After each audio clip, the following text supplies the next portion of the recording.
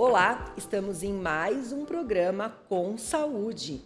Esse programa tem o objetivo de falar com você sobre temas muito importantes de relevância para a nossa sociedade. Nós sempre abordamos aspectos de sintomas, diagnósticos, prevenção, tratamento, orientamos você como buscar os acessos no serviço público, principalmente. O tema de hoje, nós vamos falar sobre as hepatites. Nossa convidada de hoje é a enfermeira Ermelinda Vicentim Esteves. Ela, repito, é enfermeira formada pela Faculdade Einstein, com especialização em saúde pública. Ermelinda também fez especialização na Faculdade de Medicina da Santa Casa de São Paulo. Ela atualmente é servidora pública municipal aposentada da pasta da Secretaria da Saúde e também hoje ela é docente de cursos técnicos de enfermagem. Ermelinda, minha amiga, seja bem-vinda. Obrigada pela participação, tá? Boa noite. Agradeço o convite, Carol. Estou sempre à disposição para a gente falar um tema tão interessante. E se tratando de saúde, né, é a minha área. Amo de paixão, estou há 30 anos na área da saúde. Então, acho que toda informação é muito importante para a população. Erme, antes da gente começar o nosso bate-papo sobre hepatites, não tem problema. Eu queria que você se apresentasse. Você trabalhou por muitos anos no CEDIC. Para quem não conhece a sigla, o que é o CEDIC e o que ele tem a ver com alguns dos temas que nós estamos abordando no nosso podcast, nessa edição e nos programas anteriores? Bom, eu trabalhei no departamento do CEDIC como vigilância em saúde, tá? Eu era funcionária da vigilância epidemiológica da Secretaria de Saúde e o CEDIC faz parte da vigilância epidemiológica. Então, qual era a minha função, na verdade, lá? Eu trabalhava com as doenças específicas de tuberculose, hanseníase, DST e hepatites, de modo geral, HIV e AIDS também. O que é importante a gente ressaltar, né? O CEDIC é um centro de doenças infecto-contagiosas municipal. Ele faz parte da Secretaria Municipal de Saúde.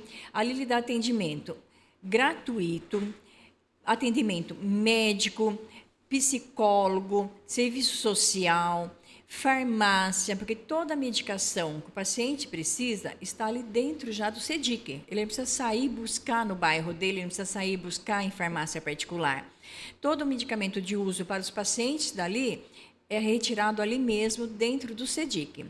CEDIC quer dizer assim, que é um centro de doenças, né, voltado para doenças infecto-contagiosas do município de Piracicaba. Obrigada pelo esclarecimento. E é importante que a população que esteja assistindo o nosso programa também conheça a sua área de atuação antes da gente começar o bate-papo, Erme. Falo Erme porque ela é uma amiga respeitada e conhecida de longa data. Vamos começar conversando, Erme, sobre a prevenção. Vamos começar conhecendo um pouquinho das hepatites. Fala para mim, por gentileza, quais são os principais tipos de hepatite e se você quiser emendar a resposta de como elas são transmitidas, fique à vontade, Erme. Veja bem, Carol, é bom que a população saiba que as hepatites virais são inflamações, tá? Que é usada por vírus que são classificadas por letras do alfabeto. Então, tem a hepatite A, a hepatite B, C, D e E. Até o E. Isso, tá? O que ela causa? Onde ela atua? Onde ela atinge? É a parte do fígado, tá? Então, o que a gente vê? No Brasil, para você ter uma ideia, 70% da população vai a óbito por conta de hepatite virais, tá? Principalmente decorrente de hepatite C, que é uma das mais graves e perigosas que nós temos aí. Então 70% das pessoas infectadas, principalmente por hepatite C, vão a óbito no Brasil. Que Isso, grave. Tá? E, em segundo lugar, vem a hepatite B, que é 21,8% está dentro da hepatite B também, que vão a óbito. A hepatite A já é uma hepatite menos conhecida, menos falada, tá? Até por conta de que eu vou explicar como ela se transmite também. Tá? Ela já é 1%, 1,7% no Brasil que levam crianças a óbito, porque essa hepatite A afeta mais as crianças e adolescentes por questão de higienização. Mas vamos deixar aí para eu falar na prevenção quando se falar da hepatite A, tá?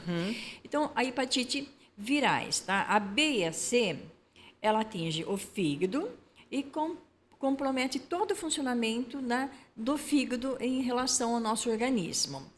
A maior causa, né, de câncer no fígado também está pela hepatite C, Carol.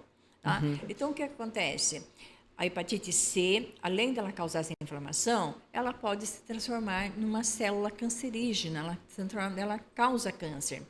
A hepatite B, ela já não faz isso, mas ela faz o quê? Ela causa cirrose hepática, tá?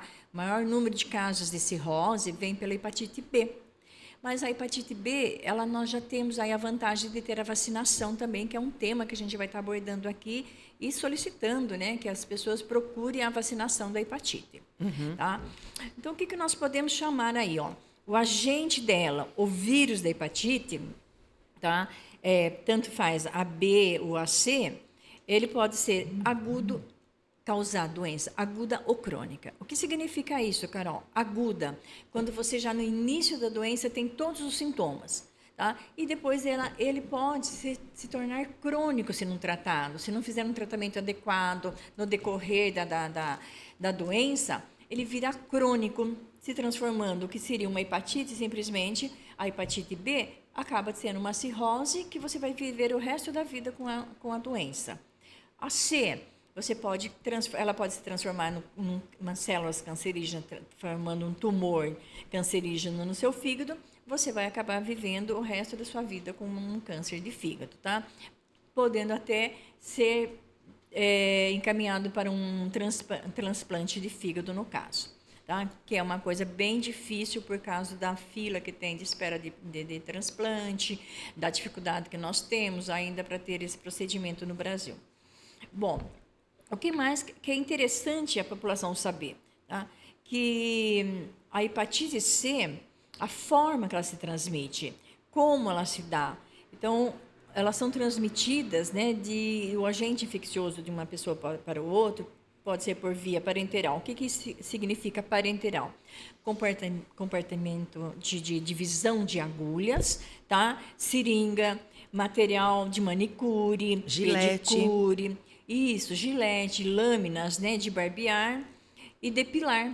Então, tatuagens, piercing, são objetos usados de um para com o outro sem a devidos cuidados. Quais cuidados? Esterilização.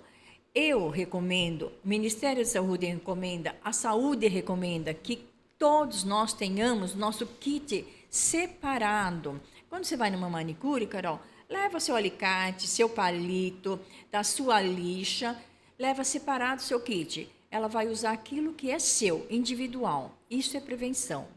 Quando nós falamos em prevenção, a gente tem que pensar assim, ó, prevenção e educação andam juntos, tá? Prevenção é quando você já tem o conhecimento da doença e sabe como fazer a prevenção, prevenir, escutar o que os profissionais de saúde têm para lhe dizer. Educação. O que é educação em saúde? É o profissional de saúde ter conhecimento da doença e saber educar a população em cima daquilo. Tá?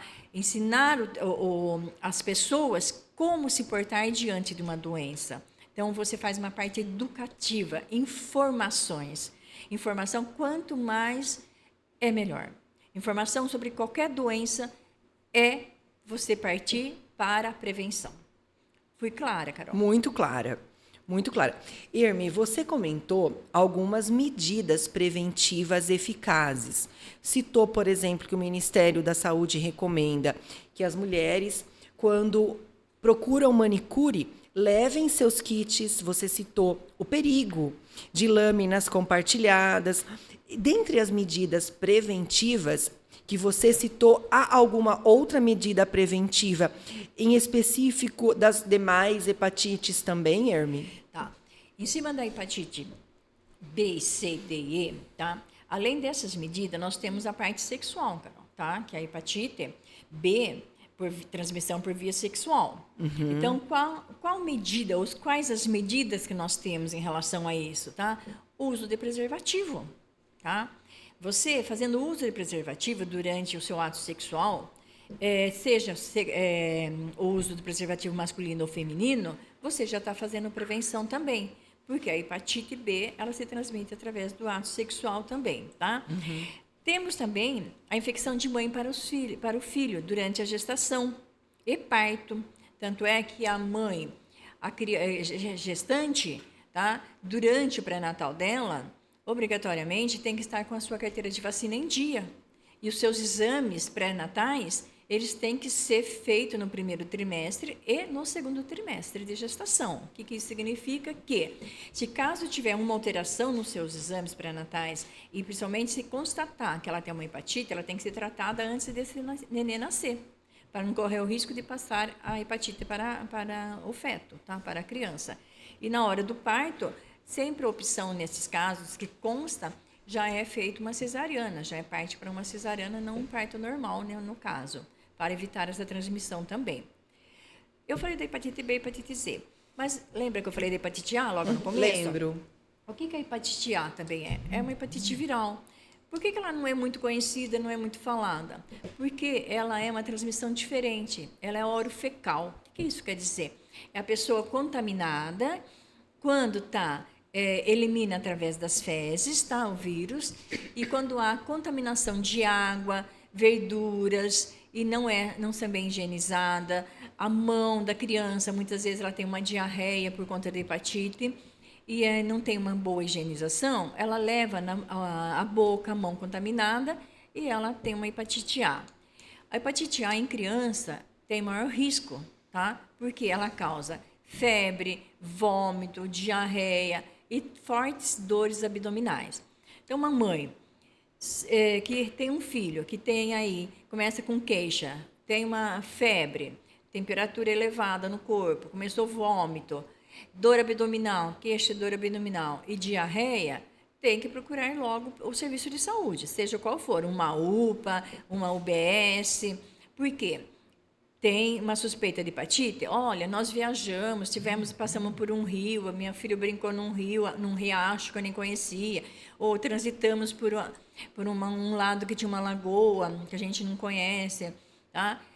Então, pode suspeitar de uma hepatite? Pode sim. Então, com toda certeza. Então, aí sim, vai estar fazendo os exames. Então, a hepatite A é orofecal a contaminação, tá? Através de materiais contaminados, legumes, verduras mal lavadas e a mão na contaminação. Ou higienização, né? Que muitas vezes a criança, né, não conhece a higienização correta, não faz corretamente, né? E ela acaba se contaminando. E os adultos podem se contaminar também com a hepatite A. Dentro de casa, se a criança a mãe tem que tomar todos os cuidados para não contaminar os demais, assim como ela, o pai e a mãe também não se contaminarem. O Herme, a gente comentou da hepatite A, da hepatite B e C. A hepatite D e E, como é a contaminação dessas duas hepatites? A B também, por compartilhamento, né, de agulhas. A D, no caso a D. A D, junto com a C também, da mesma forma, tá? Então, o que nós temos aqui? Que a gente pode dizer da hepatite D? Ela é investigada. Quando se tem um caso de hepatite B e C, automaticamente já se investiga se tem a D, tá? Então, o que acontece? A hepatite C é o contato com sangue contaminado. Antigamente, Carol, né, as bolsas de sangue, quando você suspeitava que uma pessoa adulta tinha uma contaminação por hepatite C, e ele recebeu uma doação de sangue antes de 1988, que as bolsas de sangue nem todas eram examinadas, então provavelmente eles vão estar fazendo já essa investigação, tá? Por quê? Sangue contaminado. Hoje, atualmente, todas as bolsas de sangue, obrigatoriamente, elas têm que ser analisadas antes de ser transfundida. Então, graças a Deus, nós não temos mais esse risco de uma contaminação. Porque você vai doar um sangue, chegou lá, o seu sangue que você doou, aquela bolsa que foi tirada de você, automaticamente ela já vai para análise antes de qualquer doador. tá? Então, qualquer pessoa está recebendo esse sangue. Então, já passa por vários exames, e inclusive das hepatites. HIV, hepatites, todas. Então, o sangue contaminado, as agulhas, seringas e outros objetos como o uso de drogas injetáveis e até no cachimbo do crack também corre seu risco de estar, se você tem uma lesão, tá, na oral, né, na boca, essa lesão, e esse cachimbo tiver com sangue, você pode se contaminar também. Então, um copo também. Também, se caso for já em seguida um copo transmitido de um para o outro, tá? O sabão e a água tiram a hepatite, Herme, quando a gente faz compartilhamento. Não tira a hepatite, elimina se tiver o vírus da hepatite, se tiver no sangue, em bordas de copo. Sabão e água, sim. Tá? Sim. Então, elimina o vírus, a lavagem correta. Isso, tá? Uhum. Não pode, por exemplo, assim, reutilizar material de tatuagem, tá? Para hepatite C. Aquelas agulhas, elas devem ser individualizadas para tatuagem. Não pode ser uma agulha que você usou e eu, em seguida, vou fazer uma tatuagem e usar a mesma agulha em mim. Então, a gente tem que ter isso em mente, tá? Que tudo aquilo que nós fazemos, que seja injetáveis, de formas pérfuras cortantes, eles têm que ser esterilizados, individualizados e esterilizados. E o copo, lavando com água, sabão, muito bem lavado, tá? Assim como nós falamos dos objetos de manicure, penticure, lâmina de barbear. Hoje a gente tem os presto-barbas, né, que são descartáveis. Mas, até dentro da família, Carol, a gente recomenda que cada um dentro da família tenha seu kit separado. Sim. O seu barbear, o seu presto-barba, né? A gente fala presto-barba, mas é o seu aparelho de barbear, o seu alicate, separadamente um do outro, e cada um toma conta do seu objeto ali. A gente não se empresta mais que nem antigamente.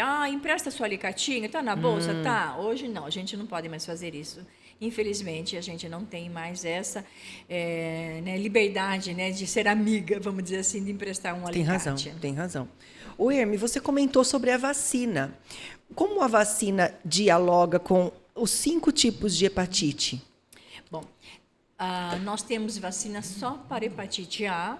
Das crianças, aos 15 meses, ela toma a dose de hepatite A, tá? Que já faz a prevenção.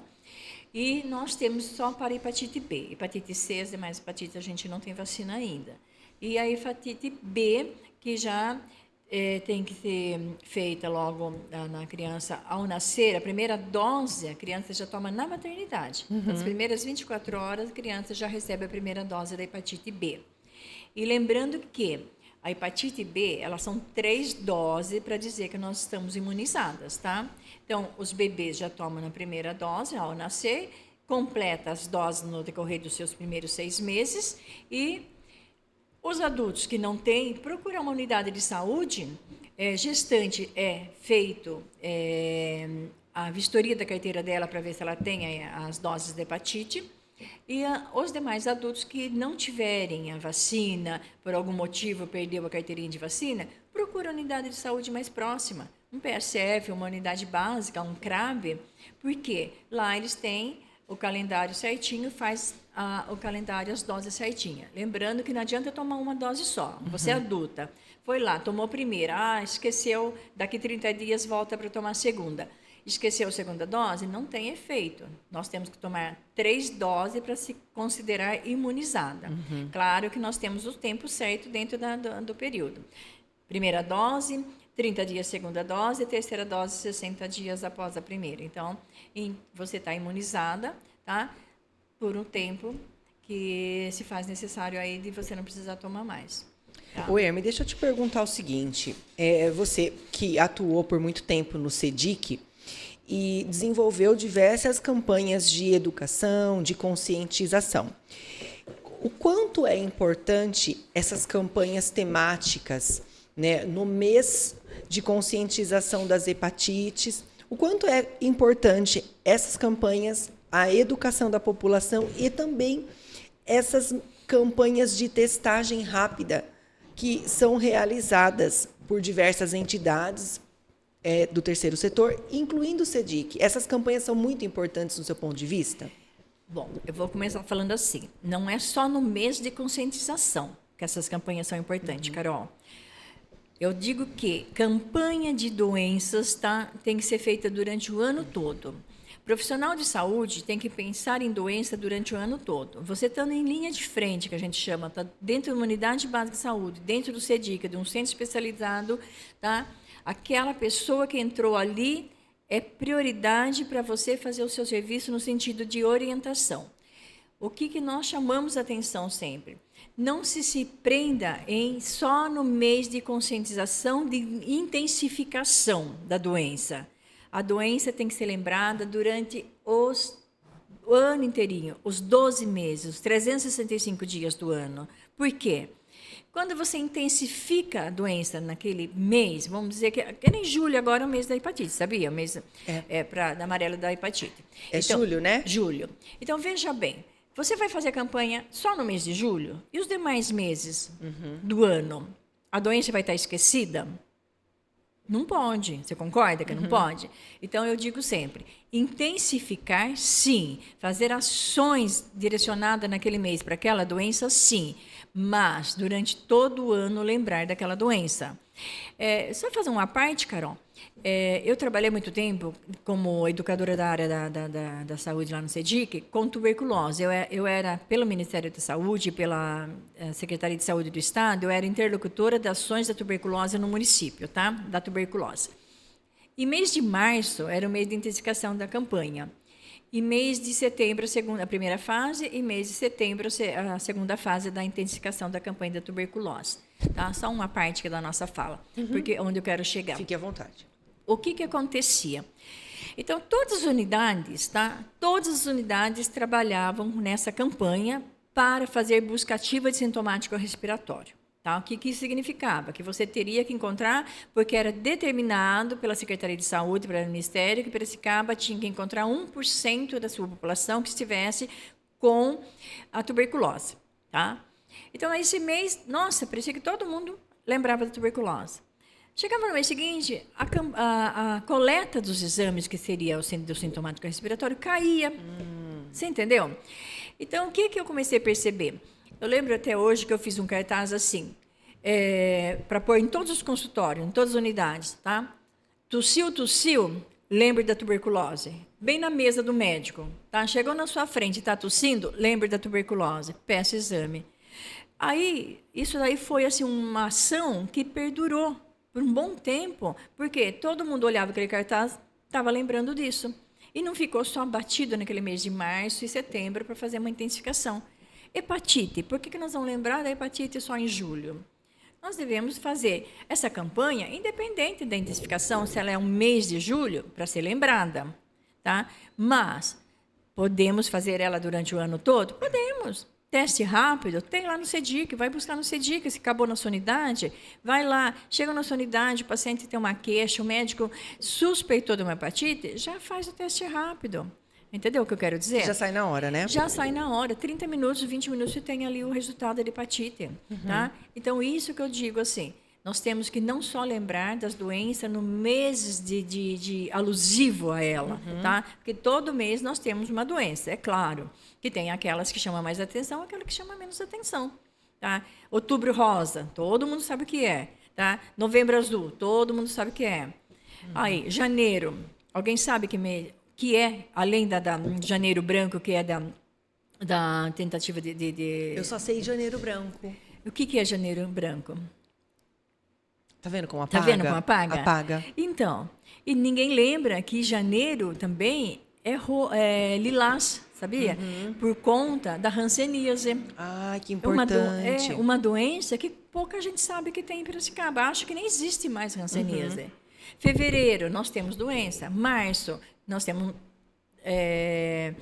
também a campanha da tuberculose, e tem uma outra doença que agora me fugiu.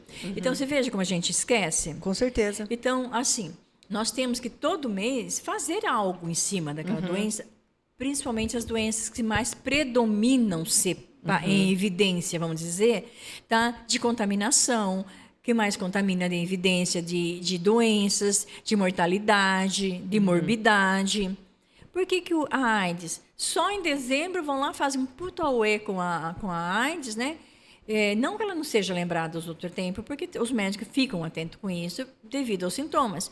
Mas precisa ser só dezembro, 1º de dezembro, Dia Mundial da AIDS. Daí faz o mês inteiro uma campanha com isso. É verdade. Tá? Porque quando já tem novembro, o câncer de próstata, que é direcionado para o homem, já não junta aí a HIV/AIDS junto também para fazer. Entendeu? Você está com o homem ali na sua frente, vai fazer o câncer de próstata. Olha, vamos fazer o teste rápido da HIV/AIDS? É uma maneira da gente incentivar, entendeu? Incentivar e vou falar, pegar mesmo as pessoas. Porque a gente sabe que as pessoas, eles são meio restritos, às vezes. Só vão no médico quando os sintomas aparecem. Com aí certeza. eu já vou entrar numa outra fala, tá? Que acho que até uma das falas nossas aqui, tá? Em cima disso. Os sintomas, os sinais e sintomas. Se você puder passar um pouquinho para nós sobre cada sintoma. Isso, porque o que eu vou falar? Primeiro, a hepatite, tá, é considerada ainda uma doença silenciosa. Assintomática, silenciosa. O começo dela, ela é silenciosa. Nos 5 tipos, Herme? Isso, tá? A A é a que mais... os sintomas aparecem mais rapidamente, tá? Porque ela já, em prazo de 13 dias, 10 dias, 13 dias de contaminação, os sintomas já aparecem. Agora, a B e a C, o que acontece? Elas demoram mais. E são as mais perigosas. As mais perigosas. Elas demoram de 30 a 70 dias depois da contaminação a começar a aparecer os sintomas para a pessoa procurar, tá? Então, quando você já começa, se você desconfiar que você pode ter tido uma relação ou usou algum objeto que possa estar contaminado em relação à hepatite, tá? Você deve logo procurar fazer seu exame. Embora muitas vezes no comecinho ela não apresente, ela tem uns 30 dias aí, que vocês podem falar até que é uma janela imunológica, mas não é um período de incubação da doença para depois ela começar a manifestar os sintomas. Então, quais são os sintomas que a gente tem que ficar atento?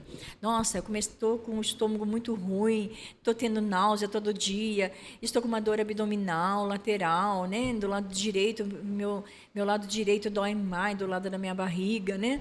Então, o que isso já começa a chamar atenção? Olha, quando as pessoas às vezes vão notar, Carol, é quando começa o quê? Amarelar, tericterícia. Ficar com a mucosa ocular branca amarelada, as unhas amareladas, entendeu? Aí já está mais avançada. Já está mais avançada, porque ela já está atacando o fígado e está fazendo com que vocês já tenham um aumento de bilirrubina. Então, o que isso acontece, tá?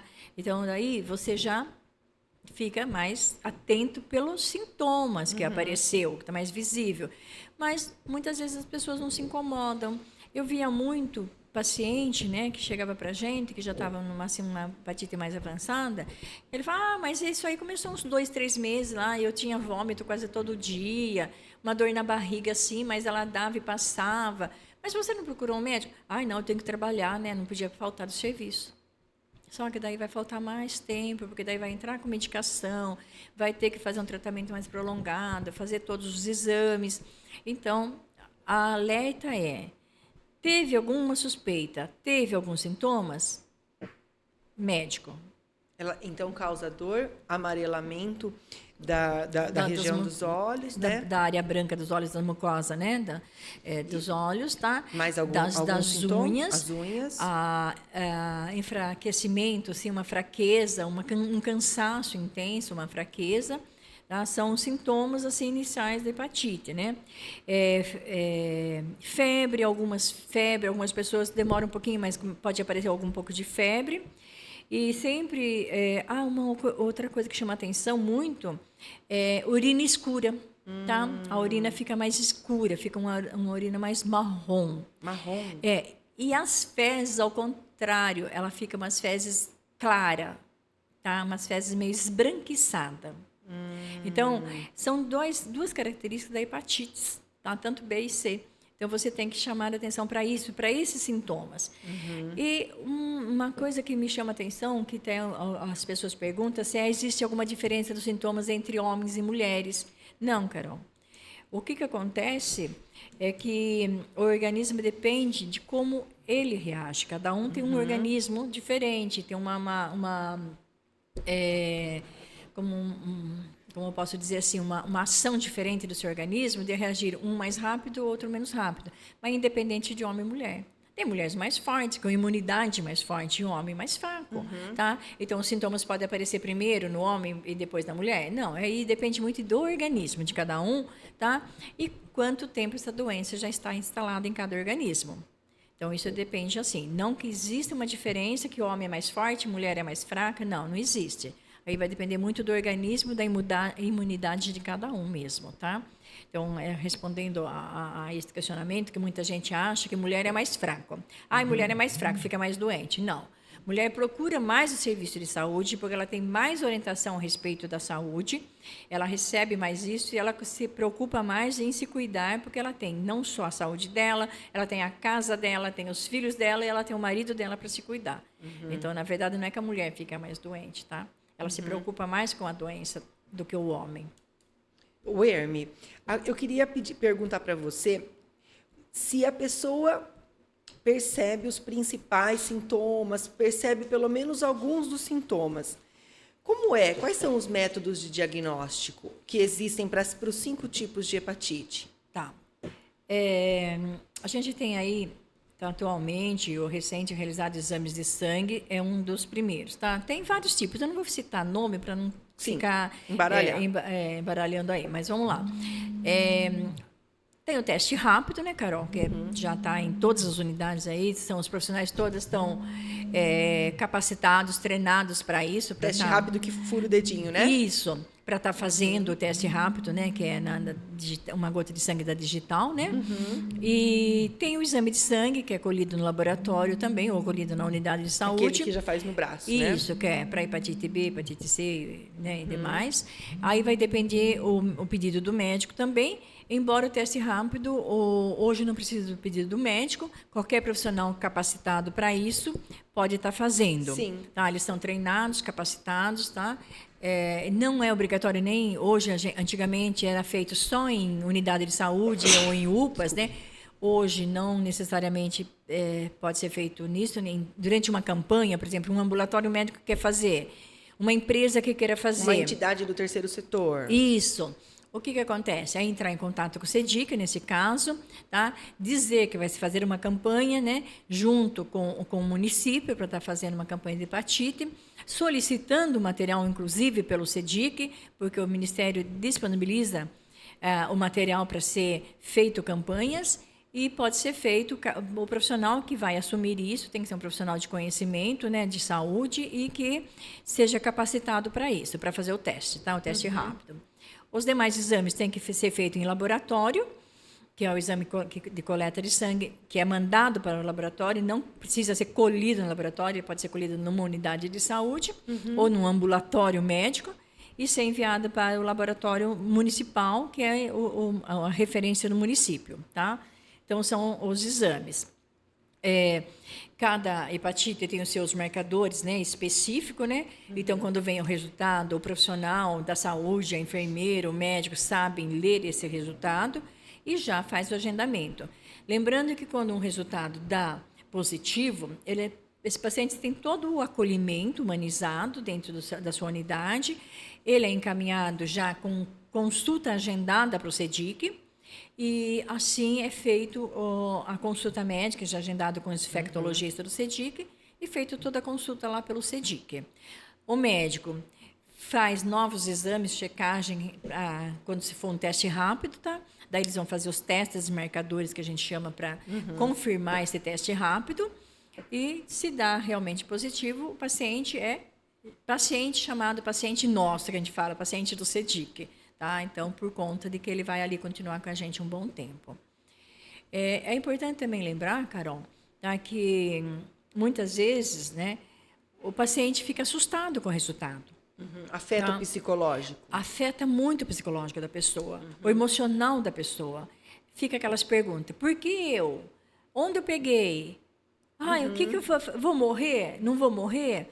Então, isso a gente vê muito, sabe? É muito emocionante quando a gente pega um paciente pela primeira vez com todas essas dúvidas. Por mais informado que ele chega, por mais informado, a doença é difícil o ser humano aceitar. Sim. Tá? Seja na gente, seja no companheiro, seja na companheira, é difícil a gente aceitar uma doença. Então, fica essas perguntas. Por isso que lá no CEDIC tem apoio psicológico para esses pacientes. Que bacana. Lá tem psicólogo e tem apoio psicológico. O paciente já passa, na hora do diagnóstico, ele já vai para um apoio psicológico. Nossa, que bacana. Tá? Ele recebe o resultado, ele já vai fazer um acolhimento com o psicólogo, ele vai passar pelo médico. Lá tem uma equipe muito bem formada, né, e treinada para isso.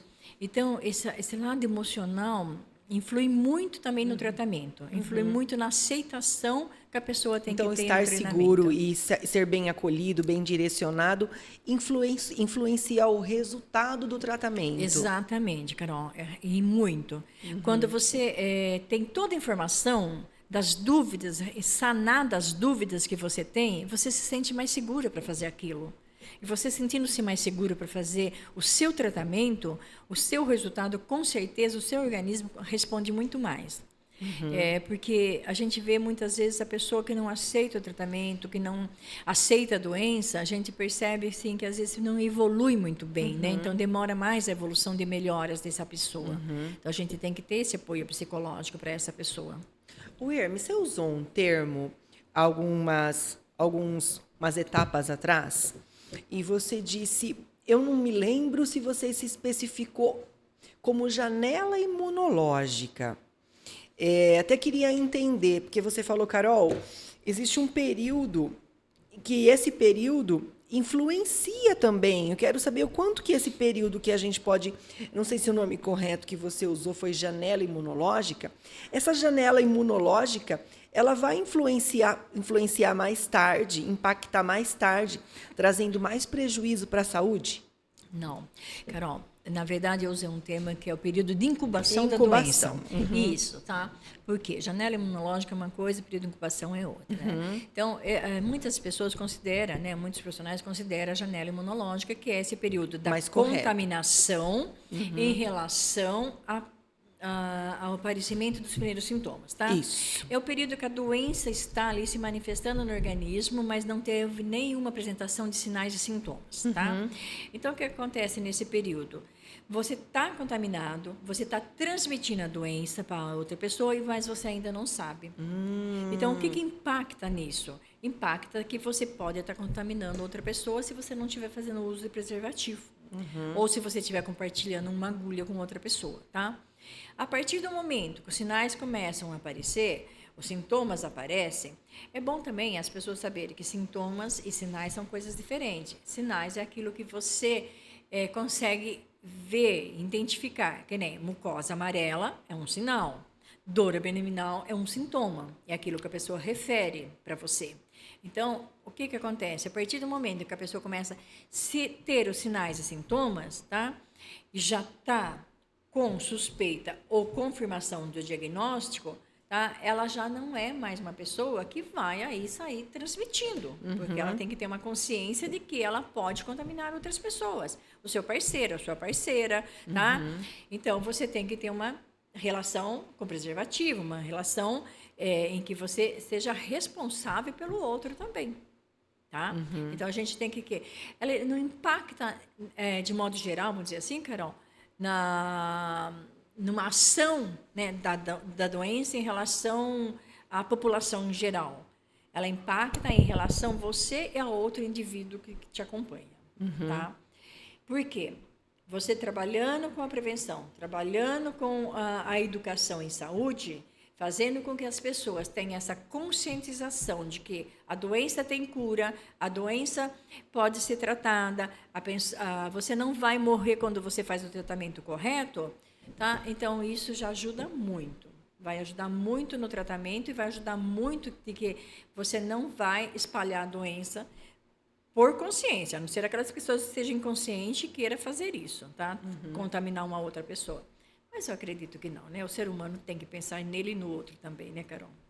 Herme, dentro da sua grande experiência, você pode falar um pouquinho para a gente quais as barreiras que dificultam o acesso ao diagnóstico precoce? Bom, uma das barreiras que eu logo penso nela é realmente se a pessoa não tiver a informação correta, tá? O medo é uma das coisas, tá? Quando a pessoa ela faz qualquer diagnóstico, Carol, de que seja qualquer doença, não precisa ser hepatite, tá? Um câncer, um HIV, qualquer doença das quais é sinônimo de morte, que foi por muito tempo isso, tá? Se você falasse, não precisa muito tempo não, há 5 anos atrás, tá? Se falasse que você tinha o vírus HIV, que tem cura, né, hoje, né, que a pessoa pode morrer de qualquer coisa menos do HIV, tá? Primeira coisa que a pessoa pensava, pronto, estou morto. Tá? Se falasse a pessoa, olha, você tem um câncer no estômago, câncer em qualquer parte do corpo, a pessoa pensava, nossa, estou morto. Falasse em tuberculose, mesma coisa. Falasse em hepatite, mesma coisa. Tá? Então, essa falta de informação faz com que a pessoa tenha medo. Tá? Então, é uma barreira para que esse diagnóstico seja dado precocemente, porque ela não vai procurar o serviço enquanto não começar a ter os sinais e sintomas que impeça de ter uma vida ativa. Então, por isso que já começa por aí. Hoje, nós temos, dentro de Piracicaba, todas as unidades, nós temos profissionais preparados para estar fazendo um teste rápido. Tá? O que era uma barreira antigamente, porque os testes eram centralizados só no CEDIC. Hoje não, é aberto, tá? Como nós dissemos agora há pouco, anteriormente, né? Que pode ser buscado e feito em qualquer ambulatório, em qualquer lugar em que tenha uma pessoa treinada para isso. E em todas as nossas unidades de saúde de Piracicaba tem-se o teste que pode ser feito, tá? Então, barreira mesmo, Carol, ainda continua a falta de informação. Tá. Hermes, a gente pode falar, quando a gente fala de hepatite, é possível a gente falar que existem grupos que podem estar em maior risco e também mais propensos? Não, antigamente, a gente era considerado, a gente não, mas eu vou usar o termo assim, era considerado pela medicina, grupos de risco, tá? Tinha várias doenças que se chamava grupo de risco. A hepatite era uma. O que tem mais propensão são as pessoas mais debilitadas ou que já tenham uma comorbidade, uma doença, tá? De base e que ela é uma infecto-contagiosa também, tá? Vamos citar o exemplo da pessoa com HIV/AIDS, que é a pessoa mais propensa a ter uma hepatite também, tá? Então, aí sim.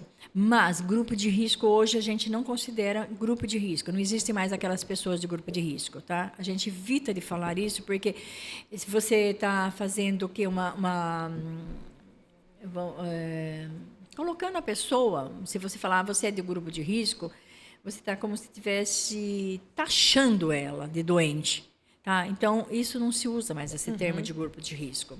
A gente procura informar a pessoa de forma de que ela pode ser mais propensa a pegar a doença se caso ela não manter um organismo saudável, não ter uma imunidade, tá, de base em que a gente possa trabalhar essa imunidade dela, elevando, sabe, o tratamento sem ter o risco dela cair por conta disso.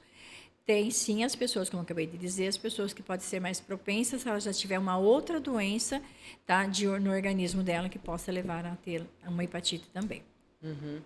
Oi, Herme, agora me veio pessoas que compartilham alicate em manicure. A gente pode dizer que são pessoas que são um grupo de risco? Eu vou tirar o termo grupo de risco novamente. São pessoas que podem estar em risco de se contaminar por uma alicatinha contaminada, tá?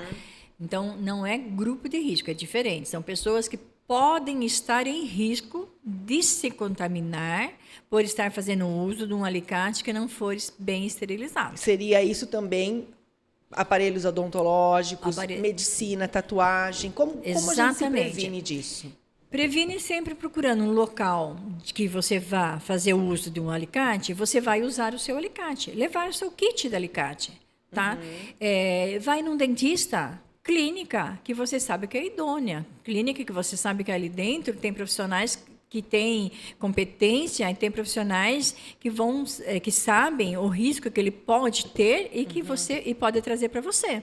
Então, clínicas, né, idôneas, clínicas, como eu digo assim, que são clínicas conhecidas da gente, que você pode ter confiança nelas. Piercing, colocar, fazer tatuagem. Então, você vai procurar um estúdio em que você sabe que ele vai usar uma agulha descartável para você. Tá? Que ele vai usar um material que não foi usado no outro, que é tudo descartável. Você tem que pedir para ver as agulhas se são descartáveis. E pode pedir até para levar suas agulhas embora, sabia? Um tatuador ele pode doar as agulhas para você. Até a acupuntura. Você sabia? Ah, não sabia, não. A acupuntura também. A acupuntura também fura a sua pele.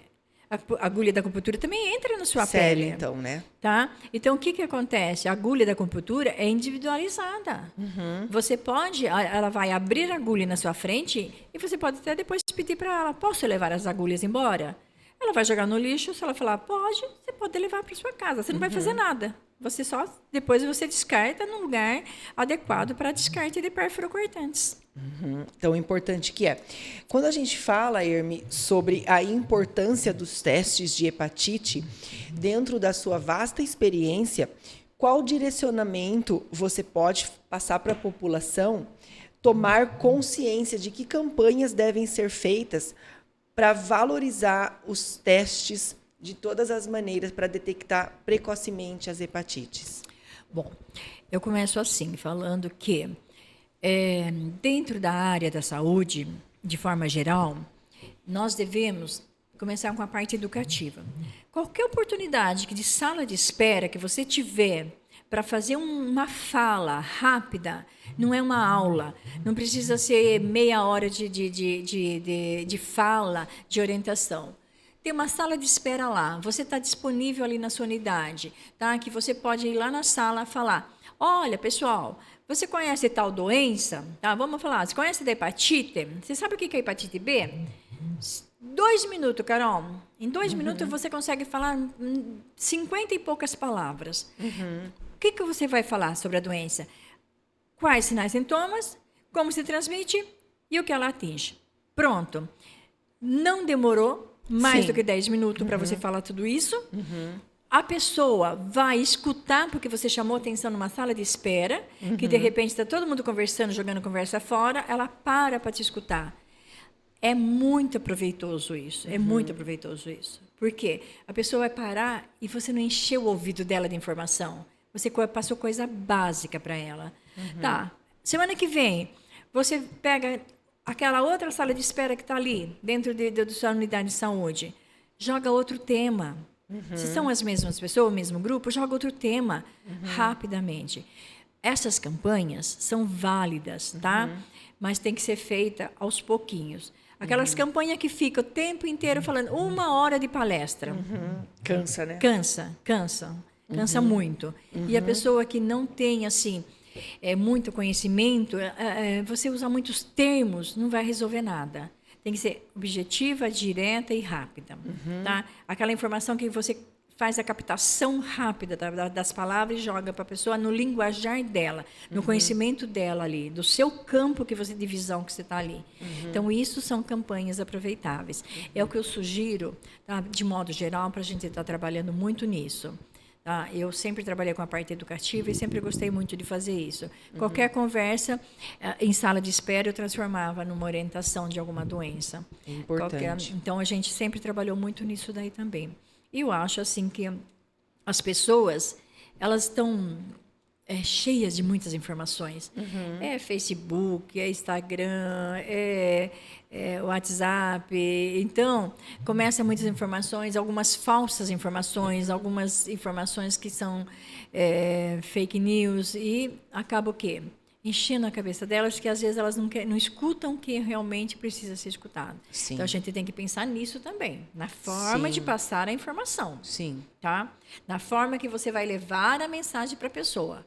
No linguajar dela, na altura que ela ouve, faz a captação daquilo e guarda e repassa a informação. E repassa. Informação não é para ser guardada. A informação é para ser repassada. Eu falo sempre para os meus alunos assim, vocês têm que saber que educação, aquilo que se aprende, repassa, não guarda que não tem validade, porque vence. Saúde tem validade, tá? Então, você tem que passar adiante para não vencer. Ah, sim. Herme, dentro das 5 hepatites que você trouxe para nós aqui, os 5 tipos de hepatite, eu queria que você contasse para quem está assistindo o nosso podcast as opções de tratamento e os desafios enfrentados dentro desses tratamentos. Tá. Carol, hoje todas as tipos de hepatite têm tratamento, tá? Eu não vou citar nome das medicações de tratamento aqui, porque são um nome mais difícil do que o outro, e também não, quero só que a população entenda que os tratamentos são viáveis, gratuitos, que o tratamento tem seu resultado positivo em todos os tipos de hepatite, tá? A vacinação, tá? É uma prevenção. Não deixa de vacinar seus filhos, não deixe de levar seus adolescentes para tomar vacina, não deixe, se você é adulto e não tem a vacina, procura a unidade e vai vacinar. Então, começa por aí, já é tratamento, tá? Prevenção é tratamento, para você evitar tomar medicação no futuro. Todos os tipos de hepatite, elas têm tratamento. O que muitas vezes acontece, tá? É um tratamento prolongado, tá? Então, é para diminuir a carga viral. A gente chama carga viral porque faz um tipo de carga viral para saber quanto tem de vírus no seu organismo. A medicação é para ir reduzindo o vírus até que você zere com esse, que fique uma carga muito baixa, que você consiga conviver com ela, que não está transmitindo mais ou leva à cura. Então, esse é um tratamento longo. É feito com antirretroviral? Antirretroviral, tá? E outros medicamentos, tem hoje medicamentos novos vindos aí, tem medicamento em experiências aí ainda, que ainda não chegou no mercado, mas que vão ser muito bons, muito saudáveis, tá? Em termos de reação adversa da medicação. Então, muitas vezes a pessoa, por ser muito longo, sente-se melhor logo nos primeiros meses com a medicação, já quer parar de tomar a medicação, não quer continuar o tratamento, sabe que tem que fazer exames de sangue regularmente para a coleta, para controlar a carga viral. Às vezes tem que associar com uma outra medicação mais pesada. Mas é antiviral ou antirretro? Antirretroviral. Antirretro. O Herme, então um desafio que você pode dizer para nós é a manutenção, a continuidade do tratamento. É um grande desafio, por isso a importância do acompanhamento psicológico. Psicológico, exatamente. A pessoa com o tratamento, fazendo esse tratamento junto com o acompanhamento psicológico, ele vai receber orientação e vai tentar se conscientizar. Eu vou falar tentar, porque eu nunca uso o termo de conscientização para as pessoas, porque conscientização é um ato individual. Você não pode, como profissional, falar eu conscientizei aquela pessoa, porque você não consegue medir conscientização. A gente consegue ver resultado da informação que você passou, mas não da conscientização. Então, eu digo assim, que a parte psicológica, tá, é a parte que vai fazer com que a pessoa tenha a responsabilidade, tenha a informação de que o tratamento para ela é importante do começo ao fim. E a manutenção também do tratamento. Tá? Ela recebe alta daquele tratamento, mas ela sabe que ela tem que vir de tempo em tempo fazer a manutenção dos exames e da doença, para ver as consultas regularmente, para ver se não está voltando a doença. Tá? E tomar cuidado com... Vamos falar um pouquinho de cuidados, Carol? Sim, pode falar, alimentação. Tá? A alimentação é importante. Na fase aguda da doença, tá? Você tem que tomar cuidado com algumas alimentação, seja qualquer hepatite, tá? Comida gordurosa, álcool, drogas, tá? Drogas. Então, são coisas que você tem que estar evitando na fase aguda da doença e mesmo na fase de manutenção da doença. Então, comer coisa mais leve, mais verduras, mais frutas, tá? Coisas assim que não sobrecarreguem seu fígado. Então, fazer uma alimentação mais leve e várias vezes no dia, não aquela alimentação pesada num horário só e, de repente, fica um tempo sem comer mais nada e depois vai fazer outra alimentação pesada. O que é uma alimentação pesada? É aquela que você vai pôr um monte de carne gorda no prato, vai pôr gordura no prato, vai pôr um pratão de comida e comer. Não. Se alimentar mais vezes, tá? E mais coisas saudáveis, como frutas e legumes, que é necessário para o seu organismo e que não vai recarregar seu fígado no processamento também da gordura aí. Então, são coisas assim importantes para a gente, para o tratamento da pessoa também. Hermi, a gente sempre aponta aqui no nosso roteiro notícias mais recentes relacionadas aos temas que nós abordamos aqui. Quando a gente fala de hepatites, é possível a gente trazer alguma pesquisa que esteja em andamento, que converse, que aborde sobre medicamentos inovadores sobre a hepatite? Sim. A medicina nunca para, Carol, primeiro. Tá? Não só em termos de doenças como medicação, vacinas. Você vê que quando aparece uma doença, logo em seguida já aparece uma medicação. Tá? A medicina não para em busca de novos medicamentos, em novos exames. Tá? Então, temos hoje aí laboratório norte-americano, não vou lembrar o nome dele agora, eu até tinha em mente, agora me fugiu, está fazendo-se, criando-se um novo medicamento para hepatites, B e C, no caso, que não veio ao caso o nome agora, mas que logo, logo vai estar aí no mercado, tá? Em que vai reduzir o tempo de tratamento com essa medicação. Tá? Nós temos aqui em Piracicaba um médico aqui, infectologista, né? Temos vários médicos, mas nós temos um médico que é muito empenhado. Quando se tem novas drogas, os laboratórios, né, entram em contato com a equipe dele e eles fazem fórum, tá? Eles fazem seminário e chama todos os médicos da cidade, fazem um convite para todos os médicos, independente de ser SUS, independente de ser convênio, para a apresentação das novas drogas. Eu fui uma que participei, enquanto estava no CEDIC, participei vários anos desses seminários, tá? Apresentado aqui em Piracicaba por essa equipe da infectologia. E também participei em São Paulo de alguns congressos de infectologia, né, sobre hepatite e HIV/AIDS. Graças a Deus, assim, pelo conhecimento do Ministério da Saúde, como eu tinha muito conhecimento e também por estar dentro do CEDIC, né, eu participava. E hoje nós temos aí uma droga que acho que logo vai estar no mercado aí vindo para tratamento de hepatite. São drogas. Ô, Hermi, a medicina evolui muito rápido. De acordo com a evolução da doença, evolui também a medicina. você comentou uma coisa e ainda agora refletindo, você disse que a hepatite C, quando não direcionado a um tratamento correto, 70% dos pacientes têm uma condução fatal, né? Acabam falecendo. E que 20% no caso da hepatite B.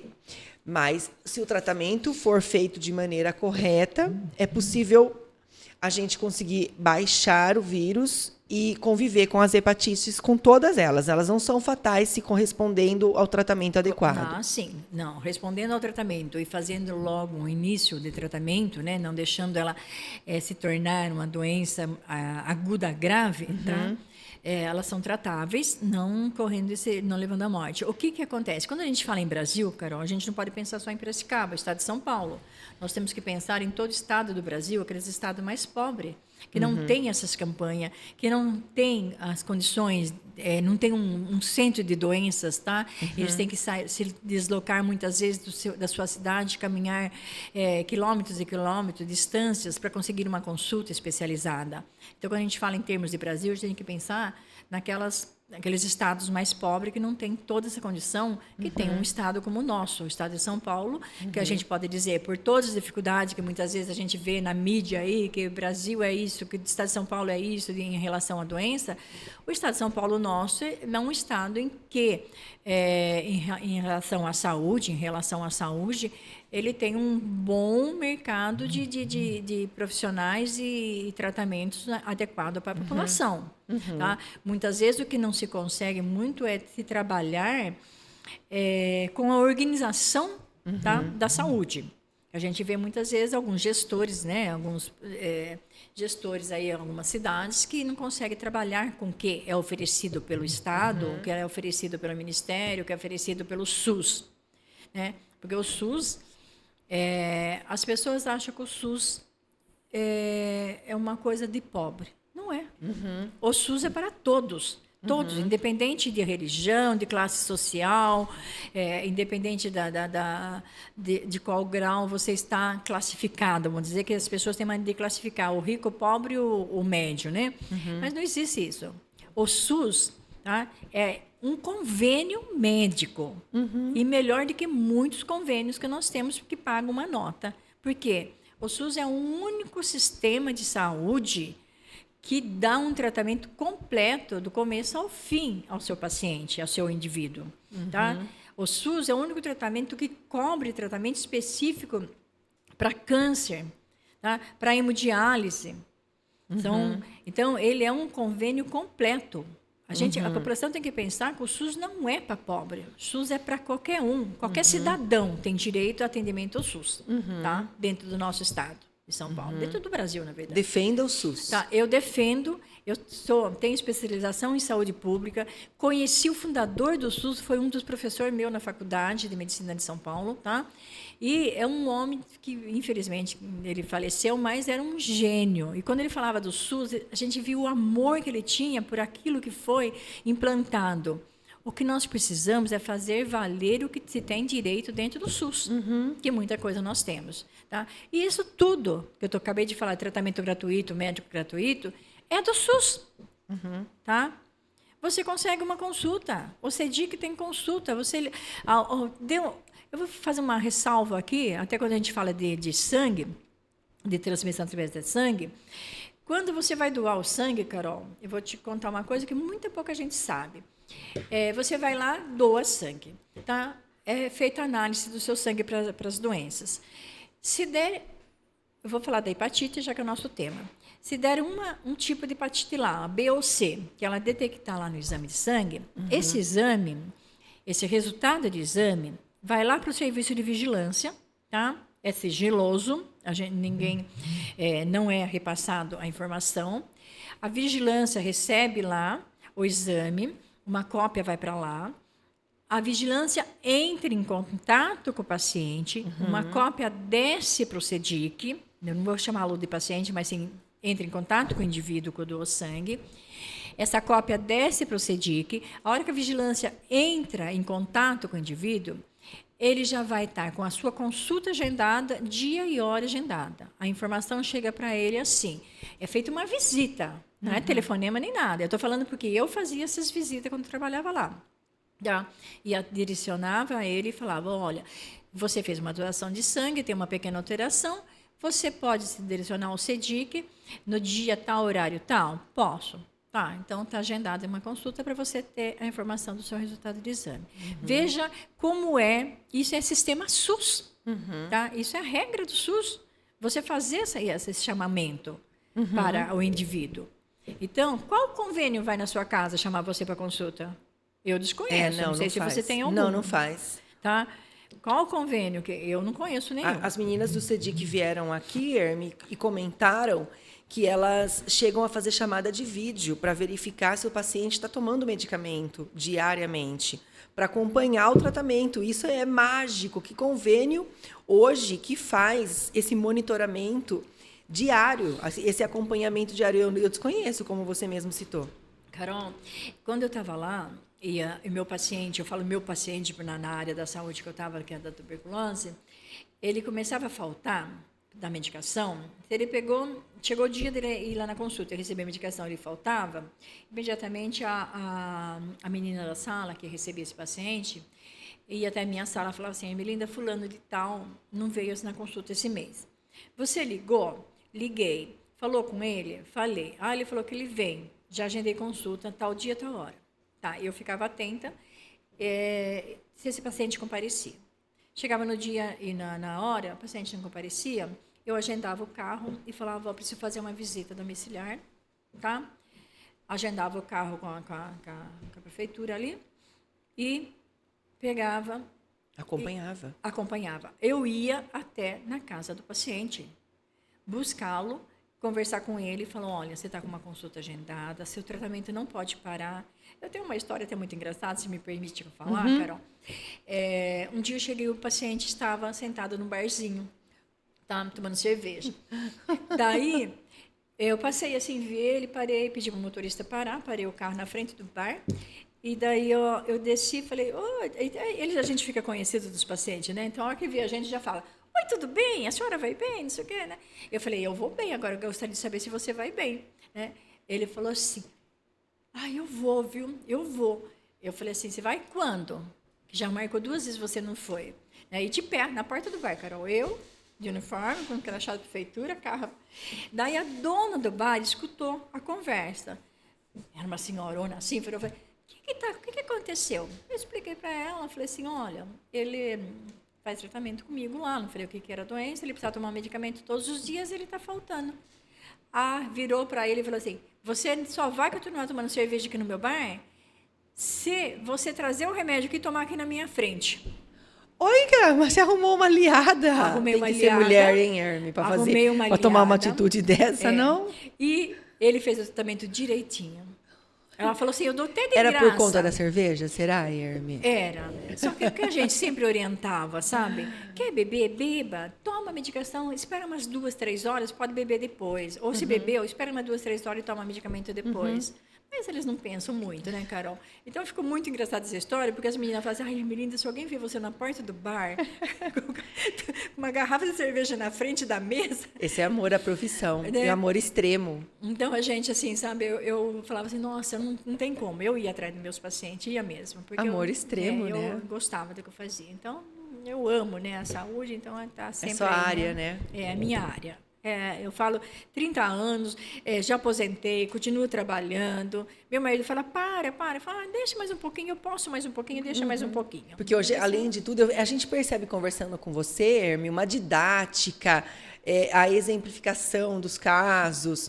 Então, é muito fácil perceber que você está nativa, lecionando, por conta da maneira como você explica. É uma maneira que envolve a gente começa a prestar atenção de verdade. Você fala, nossa, que interessante, né? Minha filha fala, mãe, você fala muito. Não, é muito explicativo, envolve a gente. Deixa eu fazer uma colocação aqui, Herme. Eu queria perguntar para você se as taxas de incidência de hepatites, elas são variáveis. E se são variáveis, se sofrem variações em alguns períodos, em alguns momentos, se vocês da saúde têm iniciativas, vocês estão sempre preparados e se desenvolvendo para responder a essas variações de incidência? Sim, porque assim, eu vou responder pelo fato do tempo que eu trabalhei lá. Então, o que acontece? Quando a gente começa a ver que tem uma incidência maior, tá, em relação aos diagnósticos, isso é bom, Carol. Bom por quê? Porque a gente está fazendo um diagnóstico precoce, tá? Então, os casos estão sendo vistos mais precocemente, os profissionais estão mais alerta com isso. Tá? Então, uma vez que estão mais alerta com isso, a manutenção desse paciente dentro do CEDIC, tá, já é contábil dentro da expectativa das consultas e das medicações para estar recebendo esses pacientes. Então, essa variáveis que nós temos influi muito em direção ao que a gente chama das campanhas. Tá? Julho, vai aumentar os casos? Vai ter mais diagnóstico? Vai, porque fez uma campanha intensificada. Tá? Final do ano, dezembro, quando se tem os casos que faz a campanha da HIV/AIDS, tá? Não é só a campanha da HIV/AIDS que a gente vê. Porque quando o paciente chega lá, o que vai ser feito? Todos os testes de DST, inclusive da hepatites. Então, se tem uma variável aí, aumentou o caso da HIV/AIDS e aumentou o caso de hepatite, que bacana. Então a gente sabe que é um mês por conta das campanhas. Então, qual é a vantagem dessas campanhas? Tá? É a gente saber que está dando resultado. Fazendo com que a busca ativa chegue mais rápido desses casos e o diagnóstico seja precoce. Porque é triste quando a gente vê que um diagnóstico foi dado tardiamente. Sim. Entendeu?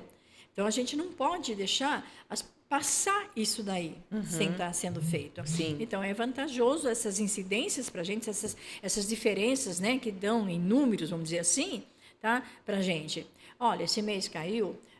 Não caiu. Ela está dentro da nossa média. Então, lá nós temos o serviço de banco de dados, e todas os casos de hepatite, assim como as demais doenças, são notificadas.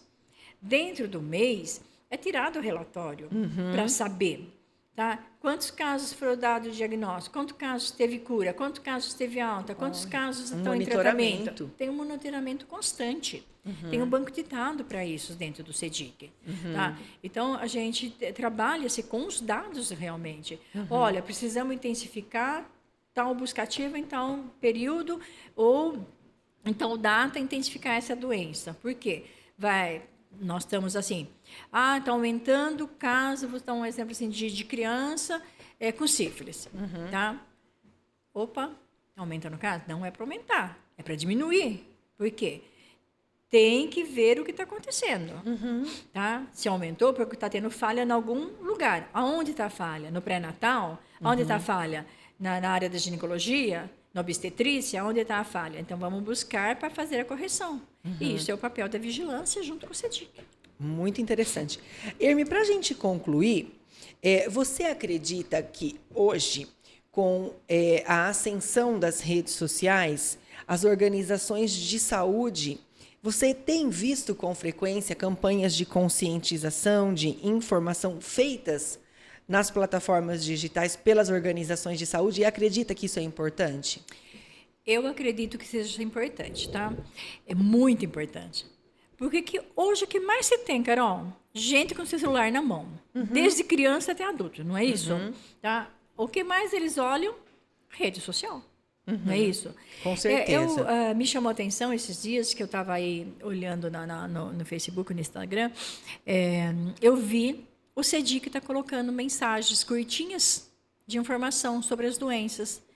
Tá? Uma coisa que não tinha. E que agora eu estou vendo lá, está sendo colocado. Se chamou a minha atenção, está chamando a atenção de outros, você concorda? Com certeza. Porque eu poderia até passar batida e falar, já sei, não vou ler. Mas eu tenho lido tudo que eu tenho visto lá eles colocarem. Tá? Então, é importantíssimo isso. E dá resultado. Porque hoje ninguém fica sem um celular. Não fica. Não tem quem não olhe um Instagram. Não tem quem não olhe um Facebook. Não tem quem não reposte algo que acha importante. Então, tem que ser colocado mais informações. Tá? Curtas, tá? Breves, que chame atenção e que não fique aquele textão grande, porque ninguém gosta de ler texto grande, que isso traz benefício, sim, para a informação da saúde. Concordo plenamente. Irmi, agora nós concluímos o nosso programa, nosso podcast. Eu queria que você deixasse suas considerações, suas palavras finais, antes da gente acabar terminando o nosso programa. Carol, eu agradeço imensamente o convite, tá? Estou à disposição para mais novas conversas, desde o tema esteja dentro do meu conhecimento, é claro. E eu deixo assim, sabe? Que todos olhem para dentro de si, tá? Olhe para dentro de si no sentido de que você é especial. Então, não deixe a doença tomar conta de você. Psicologicamente, a doença abala muito, mas tenha força, tenha fé que para tudo tem-se um resultado. Procure-se conservar, procure se tratar, procure o serviço de saúde, tá? E procure seus direitos diante do serviço de saúde. Se lhe foi negado, vai buscar a solução, porque não é. Serviço de saúde tem que ser um trabalho feito em conjunto com a comunidade. Não é individualizado, tá? Ninguém trabalha sozinha. Isso é trabalhar em comunidade. Então, faça isso. Você faz parte da sua comunidade. Eu quero agradecer a presença da Ermelinda Esteves, enfermeira, um currículo muito aplicado na área da saúde, em plena atuação, hoje formando novos enfermeiros. Você que viu nela muito conhecimento e também muita emoção quando ela fala da área de atuação dela. Quero agradecer, muito obrigada. Eu conheço a Ermelinda de longa data. Ela faz questão de participar de diversos conselhos municipais que muitas vezes as pessoas até pensam, mas não dialoga, esse conselho não dialoga com a saúde. Dialoga de maneira interseccional, dialoga de diversas maneiras. A Ermelinda é muito presente na comunidade, participa de debates, participa de formação de projetos de governo para o executivo, que eu conheço muito bem como ela atua. Quero agradecer, Ermi, sua disponibilidade. Já fica o convite para os próximos diálogos a gente construir com você. Obrigada, pessoal, e até o próximo programa Com Saúde.